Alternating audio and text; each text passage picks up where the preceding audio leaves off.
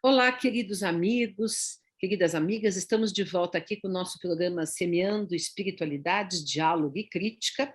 Agora estamos apresentando esse programa quinzenalmente e saudamos todos os que nos acompanham do canal Paz e Bem, também da Associação Brasileira de Pedagogia Espírita, da Universidade Rio Pampédia, todos os nossos ouvintes, espectadores, participantes da nossa jornada aqui de diálogo interreligioso, crítico, aberto e muito fraterno. E sempre eu trago pessoas queridas aqui, e nós temos hoje presente conosco o Humberto Schubert Coelho, que já esteve uma vez aqui comigo, nós já entrevistamos, foi uma boa entrevista, mas hoje temos uma novidade, porque ele está lançando um livro fantástico, e nós vamos, então, conversar com ele sobre esse livro. Bom dia, tudo bom, Humberto? Como é que está?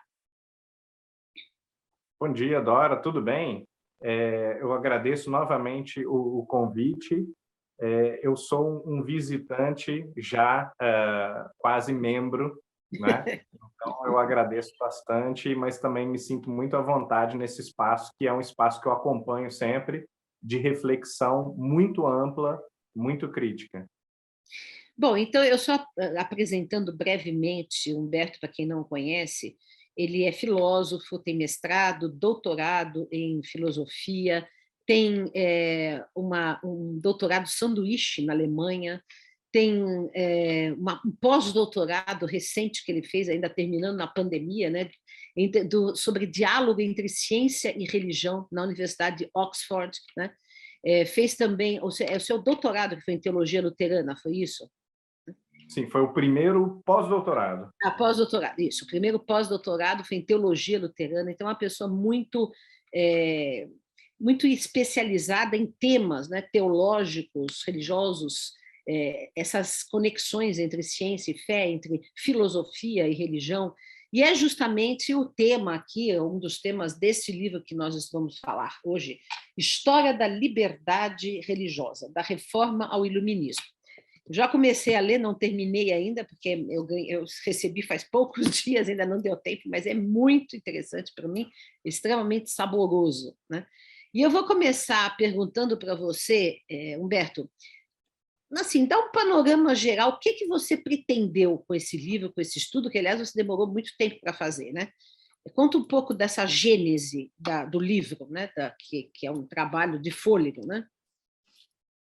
Sim, apesar do título enganar um pouco e de as próprias livrarias colocarem o livro na prateleira de religião, o livro é uma história da filosofia, na verdade. Sim. Inclusive, ele não é um livro de historiador, ele é um livro puramente conceitual, né, sobre o desenvolvimento histórico do conceito de liberdade religiosa. Quer dizer, um Uhum. subcapítulo da liberdade, né, seria, assim como nós temos liberdade de expressão, liberdade de ir e vir, por exemplo, nós temos a liberdade religiosa, ou de crença, ou de consciência, ou de culto, são também subdivisões da liberdade religiosa. Então, é uma história conceitual, baseada em livros e autores, com, claro, um certo tempero dos fatos históricos que ali se desdobravam ao redor desses grandes autores e desses grandes livros, até para a pessoa conseguir situar melhor o como, o porquê aqueles intelectuais estão reagindo aos tempos em que vivem. Uhum. Mas, claro, como uma história da filosofia, nós precisamos, de certa maneira, focar o desenvolvimento mais puramente conceitual, cultural ou intelectual do debate sobre a liberdade religiosa. Agora, eu levanto a tese no livro de que a liberdade religiosa ela é uma espécie de proto-liberdade política democrática moderna. Ela É. vai ensejar, vai permitir a existência das outras maneiras, das outras formas e manifestações de liberdade. O que não é uma tese muito criativa e original. Ela, pelo contrário, ela é razoavelmente ortodoxa, na medida em que, por exemplo, toda a literatura protestante aponta para a reforma como a gênese do mundo moderno, né, das sementes do mundo democrático moderno do Estado de Direito, etc.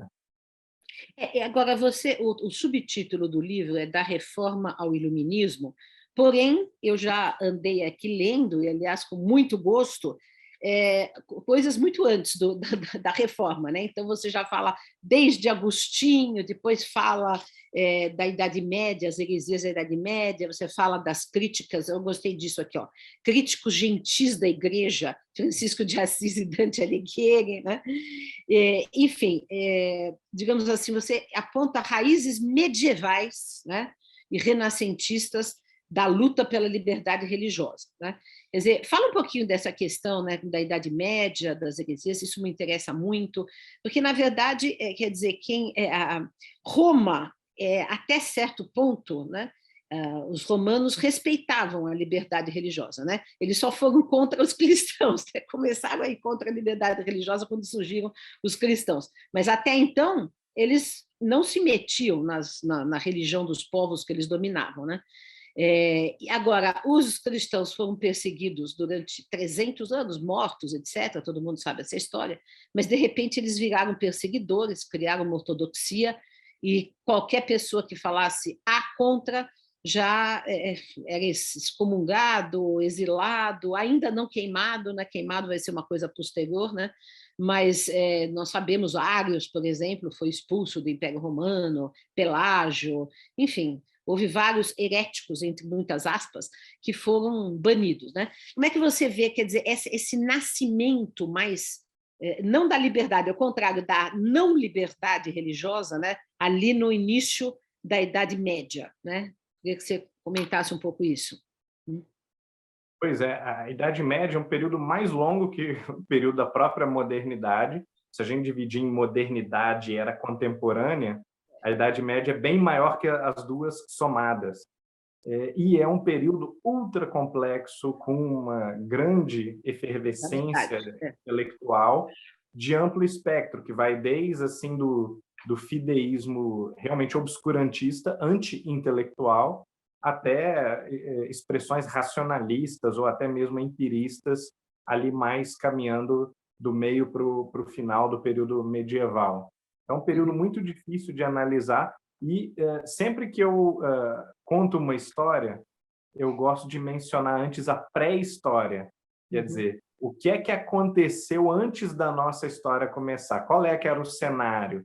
E aí, nesse sentido, é importante a gente também falar sobre o debate sobre a liberdade na Idade Média, que era um debate, claro, mais restrito, mas que está também na raiz do debate moderno sobre a liberdade, e era mais restrito no sentido de focar mais especificamente a liberdade de interpretação das escrituras.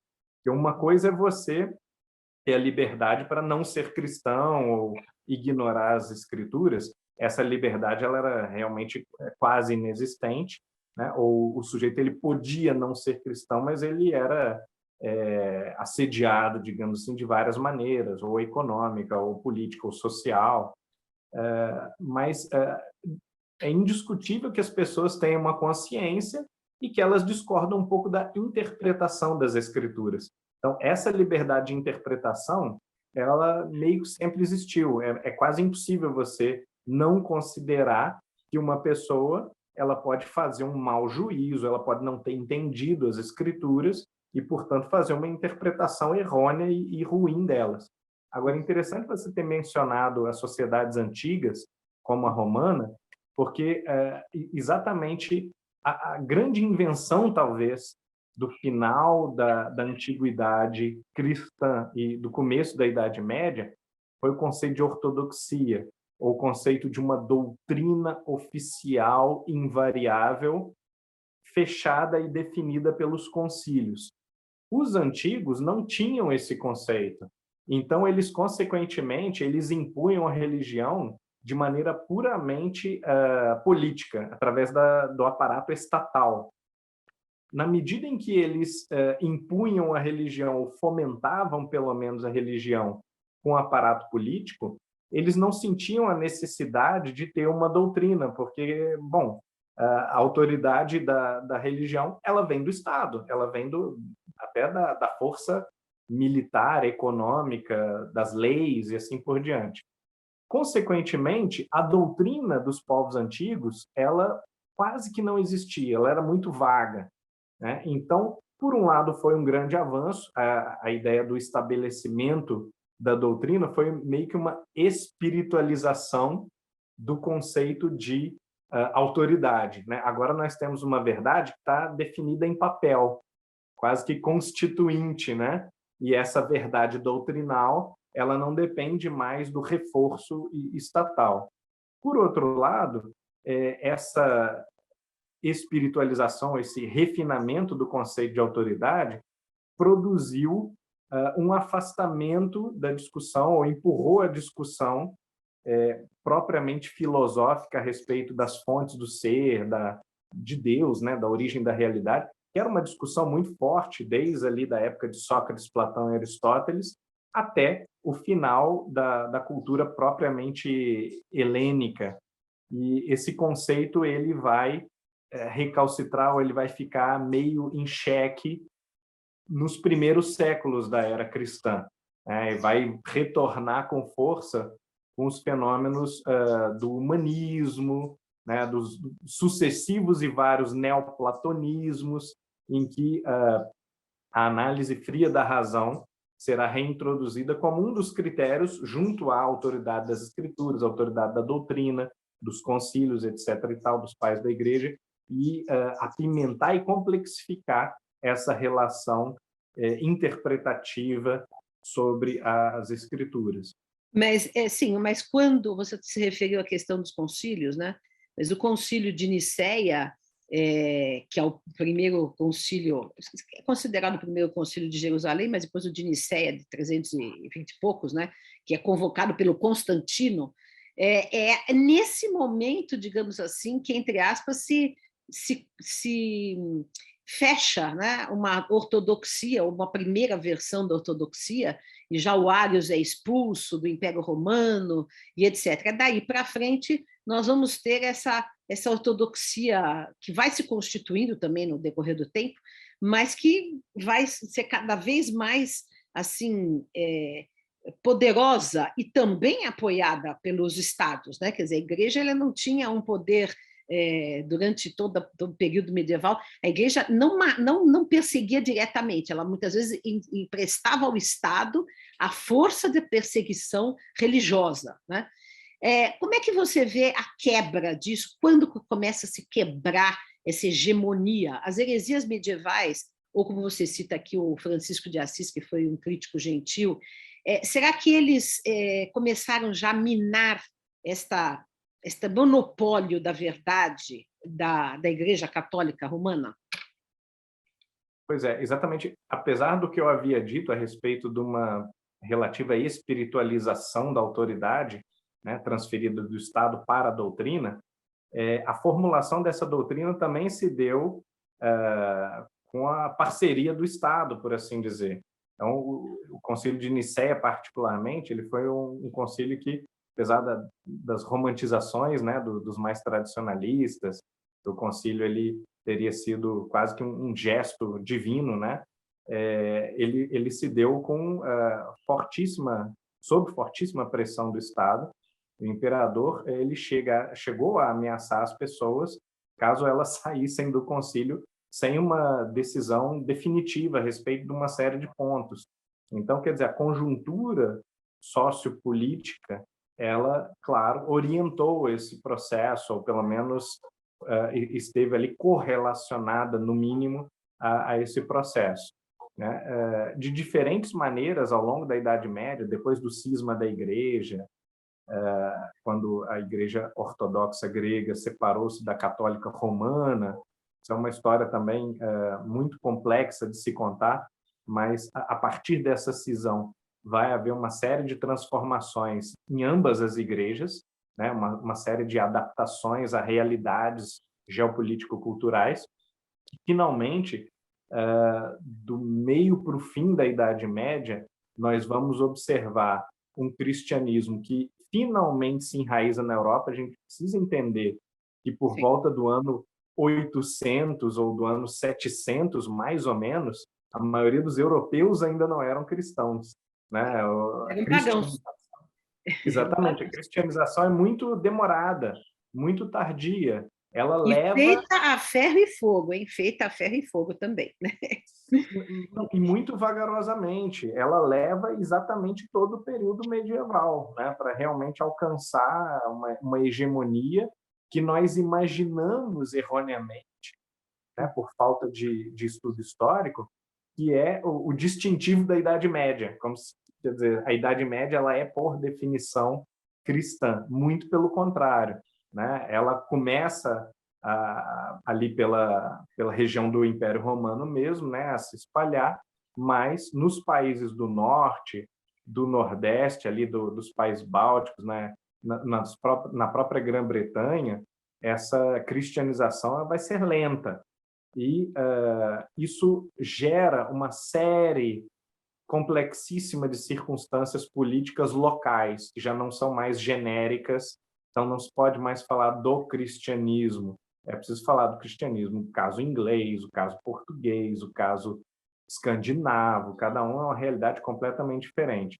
Nesse período, interessante que por conta da ebulição dos textos que começam a chegar de uma Bizâncio que está sendo invadida pelos turcos, então chegam primeiro na Itália, depois vão aos poucos se espalhando, isso vai depois formar a Renascença, por conta do embate com os mouros, né, os muçulmanos que estão ali invadindo a Península Ibérica há séculos, né, ocuparam a Península Ibérica por vários séculos, em contato com o judeu, nesse ambiente super complexo culturalmente, vão surgir alguns críticos internos da igreja que não são anticatólicos de maneira alguma, mas que têm críticas que nós já podemos, sem nenhum tipo de anacronismo, chamar de reformistas em algum sentido.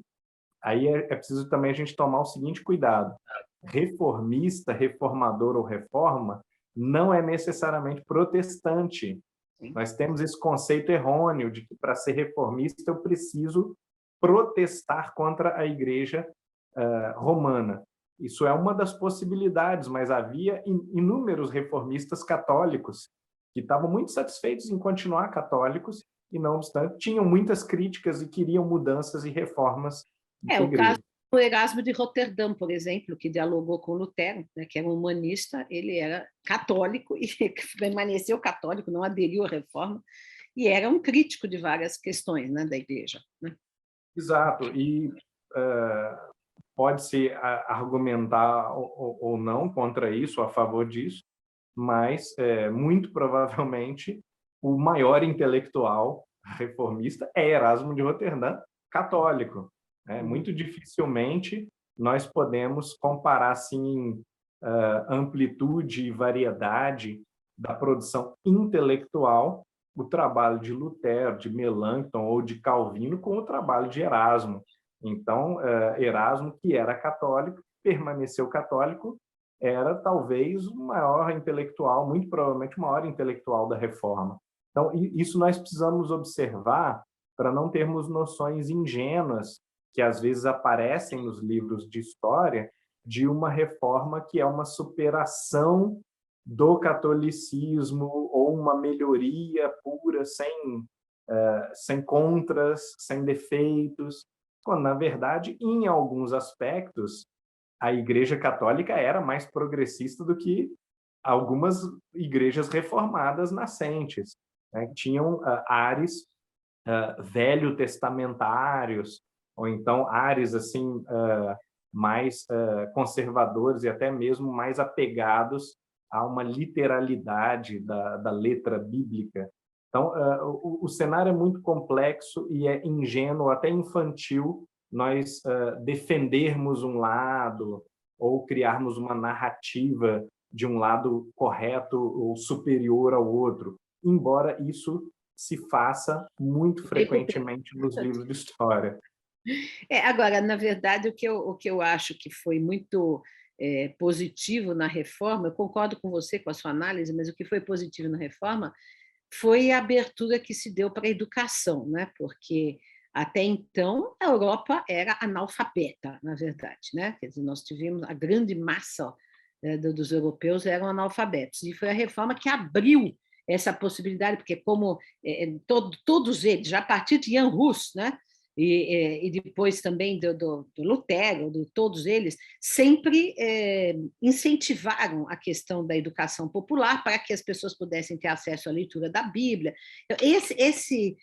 Essa questão cultural eu acho importante, uma contribuição histórica importante. E aí os católicos também agilizaram a parte deles, fundaram a Companhia de Jesus também para fazer colégios, escolas e missões educativas. Então, quer dizer, na verdade, foi a reforma que abriu esse portão, e abriu, em primeiro lugar, com Wycliffe e Jan Hus, né? Você fala deles também no livro, antes de Lutero. Né? Antes de Lutero. Interessante. Interessante observar, Dora, justamente, que é uma guerra cultural, principalmente. Né? Há aqui e ali também combates armados, mas é principalmente toda uma guerra cultural, onde as escolas primárias, né, as escolas de formação, quando a gente fala primária, parece que é para criança muito pequenininha, mas às vezes era para o adolescente, né? Mas as escolas de formação básica, elas eram o fronte dessa guerra cultural, né? E tem muito a ver também essa guerra com a adoção dos idiomas pátrios, né? Exatamente. Dos idiomas vernáculos, né? Já Jan Hus e Wycliffe acreditavam que a pessoa tinha que entender as escrituras para vivenciar aquilo que estava sendo dito no seu coração. Então, a mensagem cristã não podia ser somente ritual ou sacramental para o clérigo entender. Ela precisava ressoar na consciência e no coração da pessoa. Então, veja que é uma transposição do conceito de interpretação do sacerdote para a base, para o fiel ouvinte. Eu acho isso importante. Né? Muito importante. Eu acho que nesse sentido a reforma teve uma contribuição importante a dar. E outra coisa também que eu não sei se você concorda comigo, que eu estudei bastante essa questão, é que a Igreja Católica se tornou mais repressiva depois da reforma. Né? Quer dizer, o período mais terrível da Inquisição foi depois da reforma, na contra-reforma, né? Então, nós temos aqueles episódios, né, tanto da Espanha quanto de Portugal, os grandes inquisidores, um Torquemada, etc. Tudo isso é depois da reforma. Né? Quer dizer, é uma coisa que, digamos assim, foi contrária a essa liberdade que estava começando a se ventilar mais entre os povos. Né? Porque antes, por exemplo, um Abelardo, que na Idade Média, que foi alguém que contestou alguns aspectos, não deixava de ser católico, mas ele contestou alguns aspectos importantes, né? Ele foi calado, mas ele não foi queimado vivo, né? Não foi queimado vivo, né? Não tinha ainda essa instituição, né? tão forte de queimar pessoas, etc., né? Como foi depois. Né? Um sujeito que possivelmente, em um contexto futuro, né? A época dele talvez também tivesse sido perseguido ou reprimido pela Inquisição, né? E isso é um preconceito que nós temos também contra a Idade Média. A ideia de que na Idade Média tudo era pior, quando, na verdade, por conta das transformações sociopolíticas históricas do próprio processo de amadurecimento do cristianismo na Europa, especificamente, muitos dos movimentos de repressão, eles vão justamente se dar ali a partir do final do século XVI, começo do século XVII. Exatamente. Humberto, você avança no livro até Rousseau, né? Então, você chega até digamos assim, as bases do pensamento político do tempo que a gente está vivendo hoje, né? Como você vê a possibilidade do que você debate no livro de iluminar o que a gente está vivendo hoje? Porque vocês citaram aí, por exemplo, guerra cultural, as escolas como a trincheira de uma guerra cultural, ou a ideia de liberdade a partir da relação não só interna da igreja, quer dizer, como a liberdade de professar uma religião, mas também a liberdade na relação entre a igreja e o Estado, porque esse é um debate, quer dizer, esse é uma constante ali em todo esse período que se analisa, quer dizer, tem tem gente que defende isso, tem gente que vai contra isso. E hoje a gente hoje tem uma dificuldade muito grande de entender que a história pode nos ajudar a avançar e não a gente faz de conta que não aconteceu nada no passado. Eu acho que está tudo acontecendo no presente, né? Tem debates sobre liberdade de expressão, se nazismo pode ser fazer parte da sociedade ou não, quer dizer, como se não tivesse acontecido nada antes, que já tivesse deixado claro que as coisas tem coisas que não dá, tem coisas que dá. Então, como que você acha que esse debate que você faz no livro pode iluminar o que a gente está vivendo agora? Maurício, a tua pergunta ela é muito importante porque ela destaca e enfatiza o seguinte: ao contrário do que as pessoas geralmente pensam, a discussão, o processo de estabelecimento, de consolidação da liberdade não terminou.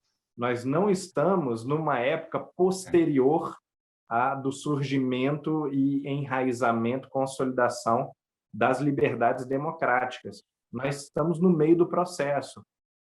Historicamente, é muito difícil nós nos enxergarmos no meio do processo.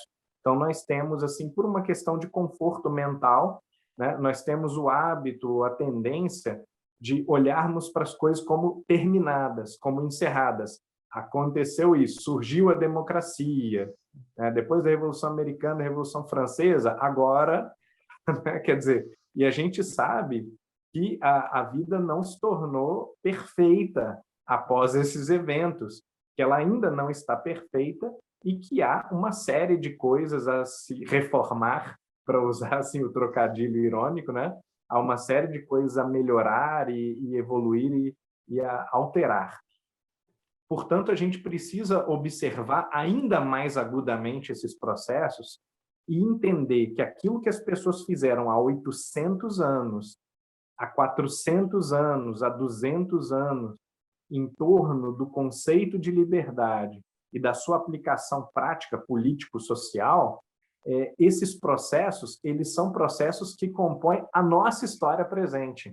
Sim. São processos no meio dos quais nós estamos agora. Nós somos atores e somos agentes. Embora o livro tenha acabado em Rousseau, de fato, ele acabou assim porque a vida humana e a capacidade humana de escrevê-la é muito limitada, não é? Mas se não fosse, nós teríamos a história da liberdade religiosa 2, que iria mais ou menos ali até a Primeira Guerra Mundial, depois a história da liberdade. Mas você pode escrever um segundo volume, Beto. Nós aceitamos. Exatamente. Eu acho que não vai acontecer, porque realmente a vida humana e a capacidade humana é muito limitada. Não, mas você está jovem ainda. Você tinha que chegar até o Estado laico ou não laico no Brasil. Isso é uma questão assim bem interessante. Veja bem, essas duas questões que foram colocadas, tanto da legitimidade de um partido nazista, que é uma questão que foi estranhamente ressuscitada semanas atrás, quanto à questão da laicidade, a questão da secularização. Vejam bem, tentando ser o mais acadêmico possível, o mais frio, o mais atido aos fatos e aos argumentos de cada autor, nesse curtíssimo período, eu já tive leitores que reagiram ao livro dizendo que, olha, o livro ele conta uma versão protestante e anticatólica da história. E eu tive leitores que disseram o livro conta a versão católica e antiprotestante e desrespeita Calvino e Lutero muito, tal. Então, quer dizer, na tentativa de nós sermos o mais frios, o mais analíticos, claro, dizendo os prós e os contras, né? Fez isso de bom, tem essa e essa crítica, fez aquilo outro de ruim. Nós, fatalmente, na cabeça das pessoas que estão mais polarizadas nessa guerra cultural, nós soamos como defensores de um partido, né? O Partido Católico ou o Partido Protestante. Quando, na verdade, o conceito de guerra cultural é muito recente, mas guerra cultural sempre existiu, sempre foi essa versão mais infantilizada do debate de ideias, onde as pessoas não têm abertura filosófica para discutir francamente a qualidade dos argumentos. Então, elas querem se posicionar eu contra você. E, às vezes, se posicionam contraditoriamente, porque justamente não é a filosofia que está orientando o debate, e sim a minha posição. Então, o sujeito agora, semana retrasada, né, ele acredita que ele, sendo liberal, ele tem que defender o partido nazista. Ele sabe que o partido nazista é ruim, ele sabe que é antiliberal, ele sabe que é autoritário, totalitário. No entanto, ele tem a fantasia de que o conceito de liberdade de expressão obriga-o, né, de maneira, claro, irrefletida, né, não filosófica, não lógica. O sujeito imagina que ele é obrigado a defender a legitimidade do partido nazista ou do stalinismo, porque ele é um liberal. Quando, na verdade, a defesa da liberdade de expressão, ela não pode, a não ser caindo em contradição, né, na ilogicidade, ela não pode defender a supressão da liberdade de expressão, né? O sujeito é obrigado a defender o direito também, junto com a liberdade, ele tem que defender a ética e o direito que protegem e preservam de qualquer assédio a liberdade de expressão. Então, eu posso falar o que eu quiser, vocês podem falar o que quiser, mas no momento em que houver o ultrapassamento de uma linha da dignidade, da decência, da ética, essas linhas elas são bem estipuladas pelo direito moderno, a pessoa precisa responder por isso, né? E, ironicamente, vejam que interessante, alguns, né, que são defensores dos sujeitos que fizeram as declarações vão falar sobre uma perseguição a eles, sobre cancelamento, quando, na verdade, se eu sou um patrocinador ou um patrão, eu tenho todo o direito de tirar o meu apoio ou de demitir uma pessoa sem que isso seja perseguição nenhuma. Agora, ao defender um partido nazista, eu justamente, de maneira explícita, concreta e ostensiva, estou defendendo o direito de perseguição real de alguém infringir os direitos de outro, né? Direitos até o direito da vida humana. Então, nós precisamos urgentemente pensar de maneira lógica, pensar de maneira não existe. É o que não existe hoje. Exatamente, para que a ideologia política não seja só mais uma religião dogmática defendida de maneira tosca, onde o sujeito balança a bandeira para aquele conjunto de pautas, sem realmente pensar o que é um aborto, o que é a liberdade de expressão, o que é uma privatização de uma empresa pública. A pessoa não pensa mais esses temas em si. Ele compra uma cartilha, né, catequética, digamos assim, né, para novamente usar uma ironia, né, com um conjunto de pautas que ele é obrigado a obedecer, porque eu sou de esquerda, eu sou de direita, então sou obrigado a obedecer essas pautas, né? Não, e também as discussões, o problema também, o que está acontecendo atualmente, é que as discussões, os debates, né, foram para o nível do Twitter, do Instagram, do Facebook, com frases, com memes, né? Então, quer dizer, na verdade, isso não é um debate, né? É meramente assim, uma manifestação, muitas vezes, emocional de certas posições, e não há debate, né? Um debate sério, argumentativo. As pessoas, aliás, perderam a capacidade de argumentar. Isso é muito triste, né? E aí, quando você vem também com um artigo ou com alguma coisa que você está enumerando, como você falou, aí você fez um livro, trabalhou um livro muito profundo, com toda a pesquisa tal, vem um e falar, você está defendendo os católicos, você está defendendo os protestantes, por quê? Porque simplesmente a análise, né, detalhada das coisas, as pessoas não leem, não conseguem entender, não conseguem apreender, né, os argumentos, uma análise minuciosa das questões, né? Só sabem discutir na base das paixões, das pulsões, né? mais assim, calorosas e irracionais. Isso é uma coisa que está acontecendo muito de todos os lados, aí os cancelamentos e as... Agora, quando você falou essa questão do católico e do protestante, eu não pude deixar de me lembrar do Pestalozzi, né?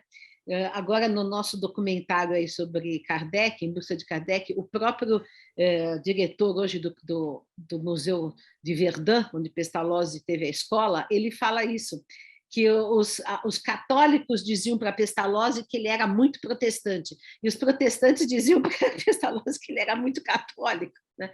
Simplesmente porque ele buscava um diálogo, né? Ele já propunha, como Comênios, um diálogo interreligioso e tudo mais, né?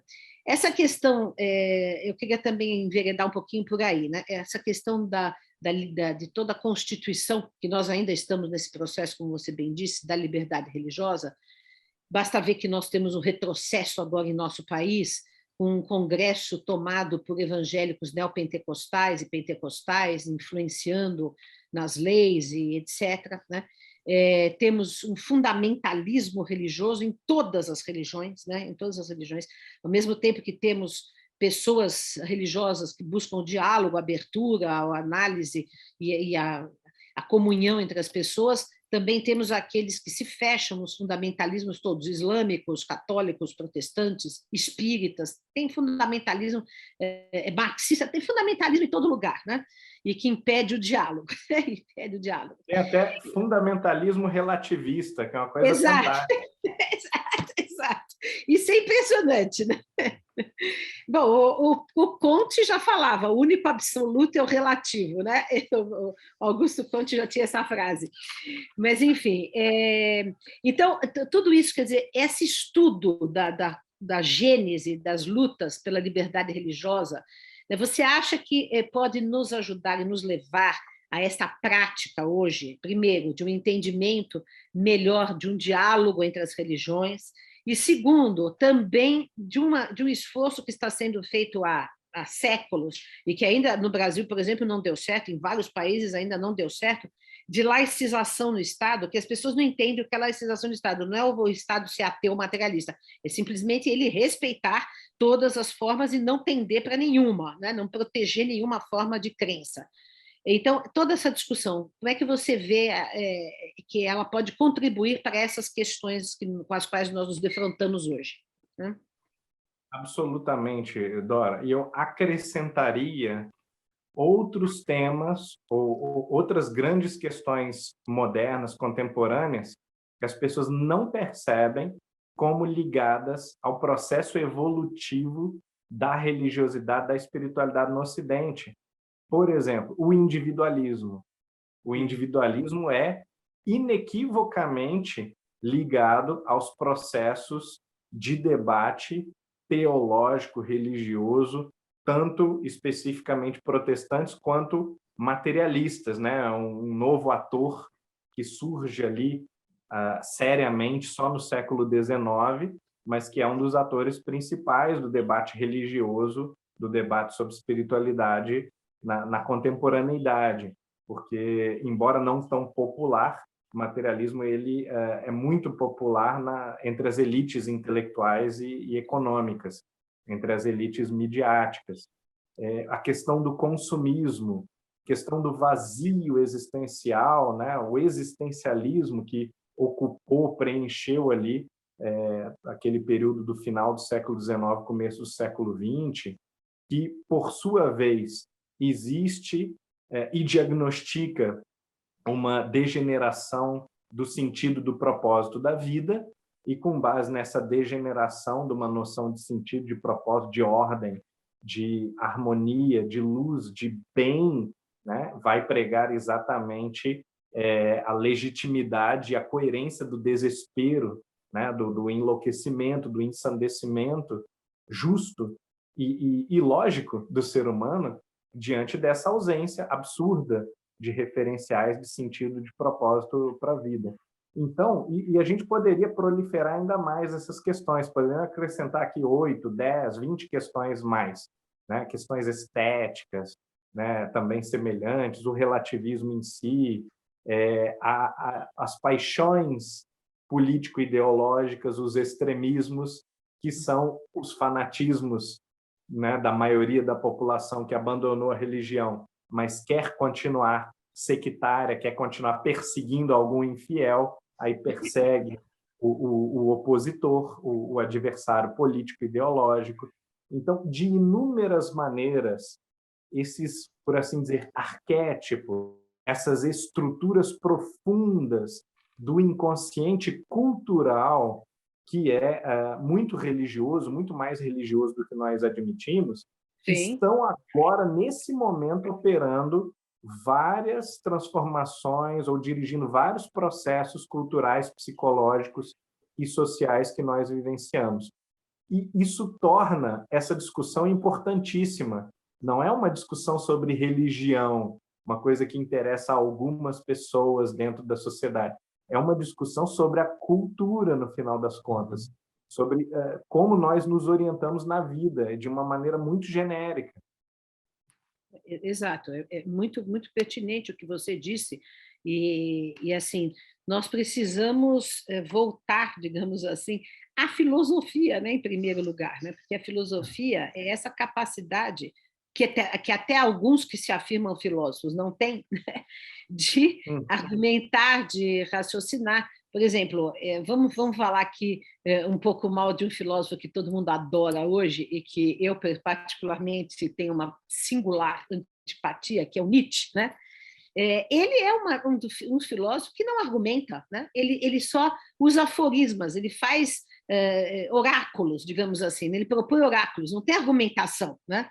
Em Nietzsche. E Nietzsche é um dos filósofos mais louvados e insensados na contemporaneidade, numa contemporaneidade que às vezes não argumenta mais, né? Porque a razão é vista como redutora, né? Reducionista. E só que quando você exclui ou exila a razão, né, você perde exatamente a capacidade do diálogo, né? Porque o diálogo ele só se dá através da razão. Não é eu digo um aforismo, você diz outro. Cada um fala para si mesmo e nós conversamos como surdos, né? Agora, para nós termos uma discussão, um debate, é preciso que eu argumente, você contra-argumente, depois eu contra-argumente. E isso é o uso da razão, né? Você acha que a razão não é algo democrático e que foi abolido no mundo contemporâneo? Profundamente, Dora, porque noções como noção de igualdade, noção de liberdade, noção de justiça, são noções puramente racionais. Essas coisas não existem no mundo, não existe experiência da igualdade, a experiência da liberdade, né? Você experimenta a sensação de ser livre, tá? Você experimenta a sensação de estar igual no momento em que você é assumido ou tomado como um igual entre outros, você tem essa sensação de, poxa, eu tenho o mesmo valor que os outros. Você tem Ou tem a sensação de não ter o mesmo valor que os outros uma também. sensação de não ter, exatamente. Quer dizer, nós experimentamos os reflexos desses ideais e dessas teorias na vida, mas nós não experimentamos a liberdade, ou a igualdade, ou a justiça, né? Ou o bem em si mesmos, justamente porque são ideias regulativas racionais. Quando o sujeito é contra a razão, né? No caso de Nietzsche, de certa maneira, pouco diferente também, Schopenhauer um pouco antes, e depois de Nietzsche, muitos que Pós-moderno. seguem a sua tradição, que assumem o seu legado, né? É também impossível sustentar esses ideais de liberdade, de igualdade, de justiça, de bem, de camaradagem, qualquer ideal, na verdade, porque esses ideais são puramente intelectuais, né? Eles precisam daquela estabilidade platônica, como Platão muito bem identificou, daquilo que é puro, eterno, intelectual e que não participa do mundo das transitoriedades, dos acidentes, né, que não está no tempo, né? E Nietzsche justamente faz a sua nova moral, sua proposta de reforma moral, depender de sensações que são transitórias, né? Então, num determinado momento eu posso achar que convém ou que me é agradável a sua presença, no outro momento eu posso defender a fundação de um partido nazista para, sei lá, fazer o quê com as pessoas que Tudo bem. porventura não me desagradem, né? Então, essa fluidez moral, ela equivale na prática à imoralidade, a uma antiética, né? E torna-se impossível o estabelecimento da ética. Por isso nós devemos tomar cuidado com conceitos fluidos de liberdade, conceitos ultragenéricos que dizem liberdade é cada um falar o que quiser e fazer o que quiser, porque esse conceito vai nos levar fatalmente à imoralidade, né? A moralidade é eu não poder fazer o que eu quiser, mas fazer o que é certo e não fazer o que é errado. Isso contradiz o conceito de fazer o que eu quiser absolutamente, sem nenhum crivo, sem nenhum critério, sem nenhum filtro. Então, nós Não precisamos haveria também sociedade organizada, se fosse assim, Sim. né? É o esfacelamento da harmonia social. É interessante que o Twitter, que é uma ferramenta das mais usadas para esse debate político, religioso, ele é estruturalmente nietzschiano, né? É uma ferramenta nietzschiana, porque é só afirmações. É só afirmações. E as Curtas, pessoas não... e muito curtas. Né? Afirmações curtas e as pessoas não debatem, elas combatem afirmações com outras afirmações, elas não têm conversa nenhuma. Exatamente. Então, é realmente uma sociedade que se estrutura na sua comunicação dessa forma é complicado. Exatamente. Não há espaço suficiente, porque as pessoas elas perderam a capacidade mental de se concentrar por mais do que 2 linhas. Então, não há espaço suficiente ou tempo suficiente para desenvolver nenhum argumento, nenhuma ideia. Você só pode ser dogmático no Twitter. Esses vídeos do Instagram, que tem um limite, não sei se é de 1 minuto, nem sei quanto que é. Esses TikToks, assim, né?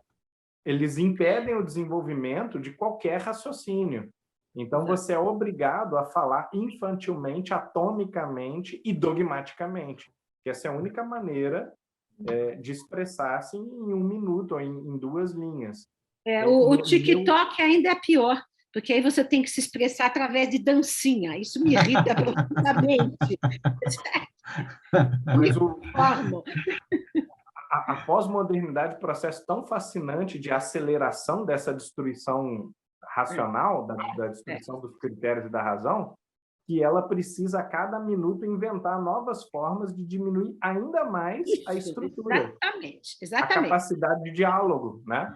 Então, no meu canal e na minha série sobre cultura, eu fiz um vídeo agora, vou fazer um próximo vídeo falando sobre a necessidade imperativa de lermos textos longos e difíceis, porque é exclusivamente através do texto difícil que nós formamos pensamentos complexos, pensamentos mais elaborados e mais profundos.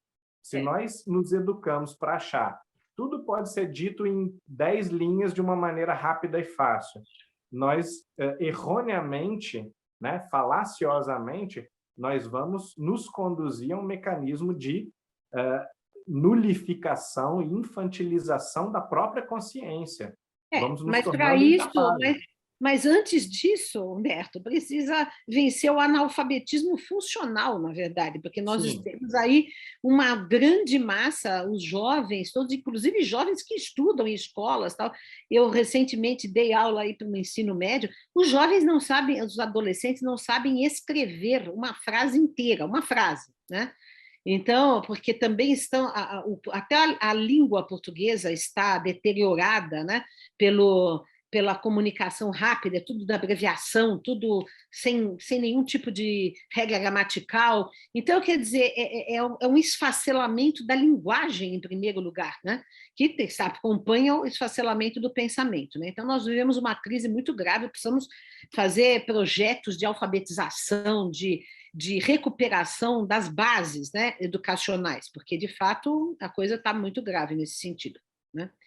Olha, infelizmente, nós estamos já no topo do tempo dessa conversa nossa interessantíssima. Eu quero também anunciar para quem quiser adquirir o livro História da Liberdade Religiosa, da Reforma ao Iluminismo, publicado pela Vozes Acadêmica, né? E se encontra, onde se encontra, Humberto, para comprar? Na Amazon tem? Sim, a Amazon dispõe o livro, a livraria Vozes, né? E outras livrarias e distribuidores estão começando a disponibilizar também.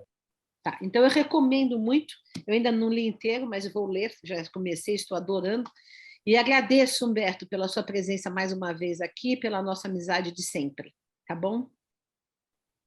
Eu também que sou muito grato e me interessa muito a gente tratar de discussões tão sérias, tão graves, de uma maneira franca, mas ao mesmo tempo cuidadosa.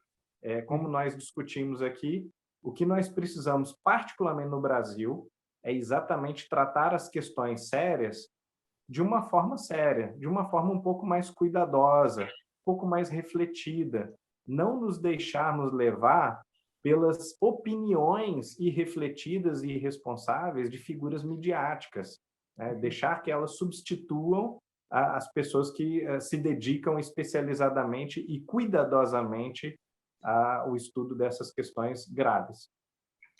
Muito bem, muito obrigada, então.